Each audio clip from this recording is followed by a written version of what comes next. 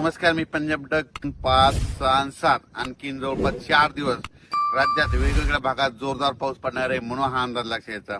कोकणपट्टी म्हणजे रत्नागिरीपासून ते पालघर पर्यंत इकडे काय होणार आहे, कोकणपट्टीकडे जोरदार पाऊस सुरू होणार आहे, मुसळधार पाऊस चालू राहणार आहे.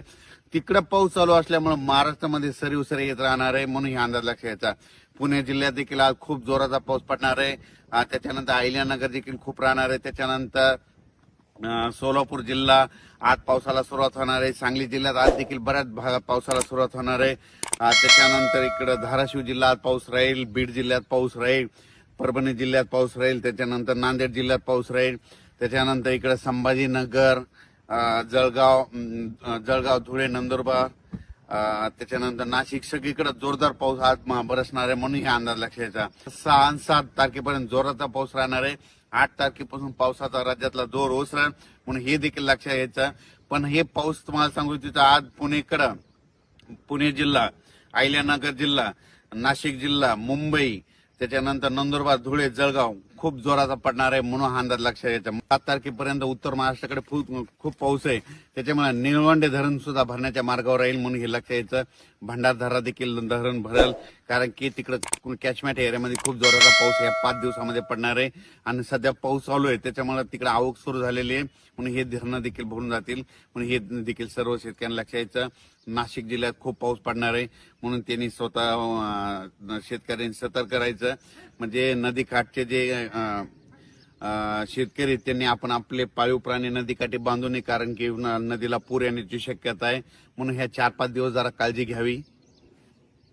नाशिकला मात्र आता आजपासून जे पावसाचा जोर राहील 5, 6, 7 ते दुटंदे मारुतीचं मंदिर आहे त्या मंदिरात मात्र त्या मारुतीला मात्र पाणी लागण म्हणून हे लक्षात येतं कारण की आता वरती खूप पाऊस पडणार आहे.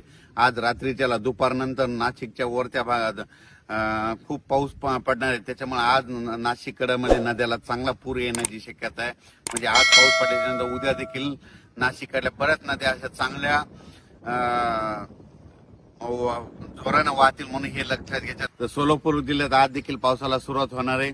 म्हणजे इकडे जसा उत्तर महाराष्ट्राकडे पाऊस पडणार तितका जोरात तिकडे पडणार नाही पण तिकडे ना पिकाला लागल तसा मध्ये पडणारे पेंडवा म्हणजे वावणी पडणार आहे आणि तिकडे देखील पेरण्या होणार आहे म्हणून सोलापूर जिल्ह्यात आज चांगला पाऊस सुरू होणार आहे. सांगली जिल्ह्यात देखील आता सुरू होणार आहे, सुरू झाला देखील असेल. आटपाडी, पंढरपूर सगळीकडे आज पाऊस सुरू होईल.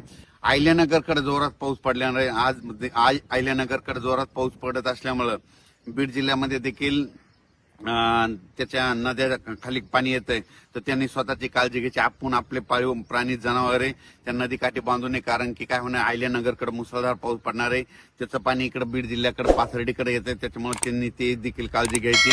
सांगायचं झालं तर नदीकाठच्या लोकांनी आपण आपली पाळीव प्राणी मात्र सुरक्षा स्थळी आणून ठेवावे कारण की 4 दिवस आणखीन आज 4, 5, 6, 7, 8 तारखेपर्यंत राज्यात काही काही ठिकाणी खूपच जोराचा पाऊस पडणार आहे. काही ठिकाणी रिमझिम पडणार आहे, कुठं पेंडॉलता पडणार आहे, काही ठिकाणी ओढी नाले वाहतील, काही ठिकाणी शेतामध्ये पाणी सजा असा पडणार आहे. पण सगळ्या महाराष्ट्रामध्ये पाऊस पडणार आहे. सगळ्या शेतकऱ्याच्या पेरण्या होणार आहे. शेतकऱ्याला विनंती ह्या 4 दिवसात जरी तुमच्या पेरण्या नाही झाल्या 8 तारखेच्या नंतर थोडी उघाड भेटणार आहे. 8 जुलैच्या नंतर पावसाची उघाड झाल्याच्या नंतर तुम्ही तुमच्या पेरण्या करू शकता. हे जे पाऊस आहे समजा तुम्हाला सांगतो परभणी जिल्हा झालं, जालना जिल्हा झाला, अमरावती जिल्हा ह्या पावसात काय झालं सगळीकडे पाऊस पडलाय पण काही काही असे 5, 7 गाव आहे ते सुटलेले आहेत. पण ह्या ना आता हे 4 दिवस पाऊस पडेल ना त्याच्यात देखील कव्हर होणार आहे म्हणून हे लक्षात यायचं.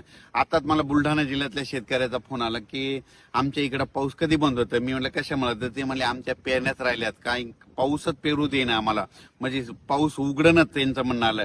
अमरावती जिल्ह्यात तशीच परिस्थिती झाली, भंडाऱ्याकडे देखील तशीच परिस्थिती झाली कारण की तिकडे पाऊसच उघडणार म्हणून त्यांच्या पेरण्यात राहिल्या. म्हणजे काही ठिकाणी असं झालं पाऊस असल्यामुळे त्यांच्या पेरण्या राहिल्या आणि काही ठिकाणी पाऊस नसल्यामुळे त्यांना पेरण्या राहिल्या. म्हणजे दोन्ही बाजू येतात म्हणून म्हणतो सगळ्यांच्या पेरण्या 8 तारखेच्या नंतर सगळं 8 तारखेच्या हवामान कोरडं होणार आहे आणि त्याच्यानंतर मग शेतकऱ्यांनी पेरणी करायला काही हरकत नाही. धन्यवाद.